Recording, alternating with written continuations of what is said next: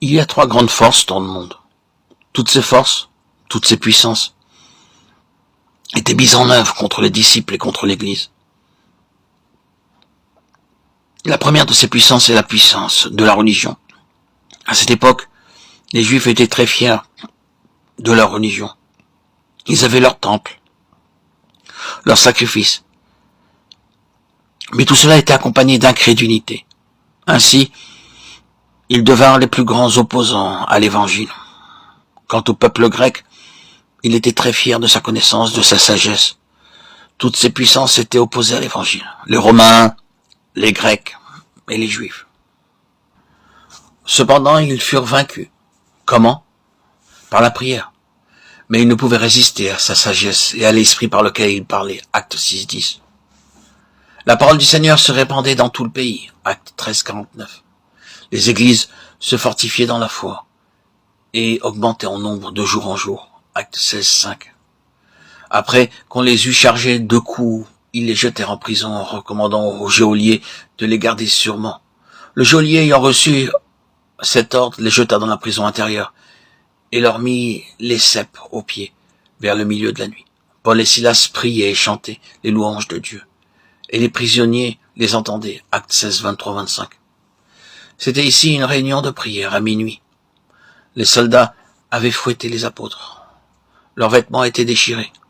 Pourtant à minuit, ils étaient en train de prier. Ils priaient toujours. Soudain, un grand tremblement de terre secoua tout cet endroit, et secoua même toute l'Europe, et ceci par la prière. C'est ainsi que la parole du Seigneur croissait en puissance et en force. Acte 19-20. C'était la seule arme que possédaient les croyants pour assurer la puissance. Ils savaient comment prier. Ils persévéraient dans la prière, jusqu'à ce que le ciel s'ouvrit et que la puissance de Dieu se manifesta. Et Dieu parla. Il y avait dans l'église d'Antioche des prophètes et des docteurs. Barnabas, Simon appelé Niger, Lucius de Cyrène, Manahen, qui avait été élevé avec Hérode, le tétrarque, et Saül.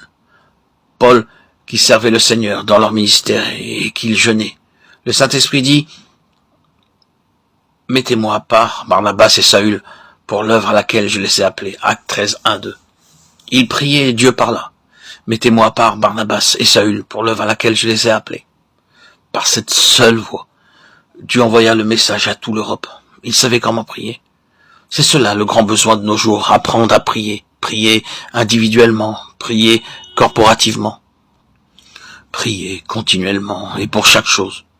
Prier avec foi en tant que collaborateur avec Dieu. Prier en connaissant la pensée de Dieu. Prier jusqu'à ce que le ciel s'ouvre, jusqu'à ce que l'ennemi soit défait, jusqu'à ce que nous voyions les montagnes se fondre en présence de Dieu. C'est en priant de cette manière que nous apprendrons à devenir les collaborateurs de Dieu, avec Dieu pour toute l'éternité. Comme le Seigneur commença son ministère par la prière, de la même manière, l'apôtre Paul commença son ministère par la prière. Et le Seigneur lui dit, lève-toi, va dans la rue qu'on appelle la droite et cherche dans la maison de Judas un nommé Saül de Tarse. Acte 9, 11. Jusqu'à ce jour, Ananias n'avait jamais rencontré Saül de Tarse. Mais il nous est dit que le Seigneur lui-même apparut à Ananias pour l'envoyer à ce moment précis vers Saül, qui était devenu Paul. Il entre dans la maison, mais il ne voit pas grand monde. Il n'aperçoit qu'un homme en prière. Cet homme, c'est Paul. Il n'a pas demandé qui es-tu et d'où viens-tu. Le Seigneur a dit simplement, va là-bas, tu trouveras un homme en prière. C'est celui-là, Paul. Le Seigneur ne dit pas, tu trouveras un homme grand ou petit ou ceci ou cela. Non, rien de tout cela. Mais tu trouveras un homme en prière. C'est lui, Saül. Il commença son ministère dans la prière et continua en suppliant qu'on veuille prier pour lui. Il était dépendant de la prière des autres, vivant lui-même une vie de prière. Il savait comment prier.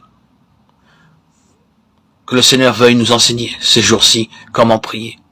Alors, tout le dessein glorieux et complet que Dieu a pour nous nous sera révélé par la suite.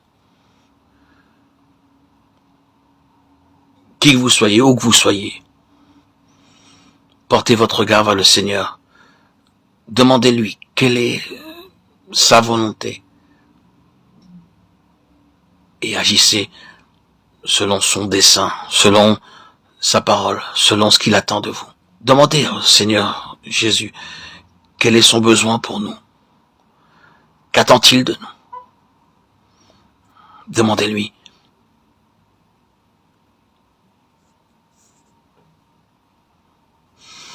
Il est votre roi, votre sauveur et votre Seigneur, qu'il puisse régner dans vos vies, dans vos cœurs.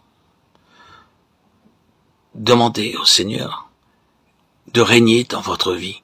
Faites-lui de la place. Amoindrissez-vous pour le laisser venir en vous, s'introduire et résider par son esprit, emplir votre cœur de sa sainteté, de sa lumière divine, de son amour infini,